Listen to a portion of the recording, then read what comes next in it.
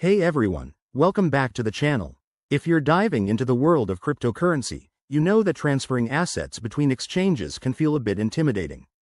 Today, we're breaking down how to transfer TRX, the native token of the Tron blockchain, from Uphold to Gemini in 2025. This process is straightforward, but with the evolving crypto landscape, we'll cover the latest tips to keep things secure and efficient.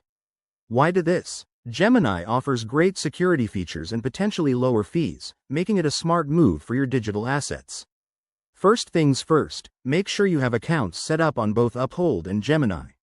Log into your Uphold account and head to the dashboard.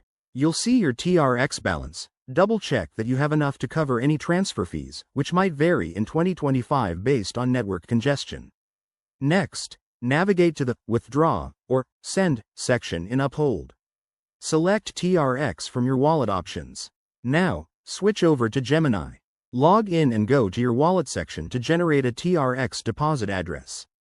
This is crucial. Copy this address carefully to avoid any mix-ups, as crypto transactions are irreversible. Back in Uphold, paste the Gemini address into the recipient field. Enter the amount of TRX you want to transfer, review all the details, and hit Confirm. You'll likely need to verify this with two-factor authentication for added security, which is a must in 2025's more regulated environment. Once the transfer is initiated, it might take a few minutes to an hour to process, depending on the Tron network. Keep an eye on your Gemini account for the incoming TRX. Pro tip: always use the official apps or websites to prevent phishing scams. And there you have it.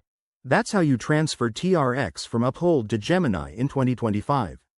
If you run into any issues, check the help sections on both platforms or reach out to their support. Don't forget to like, subscribe, and hit that bell for more crypto tutorials. Thanks for watching and happy trading.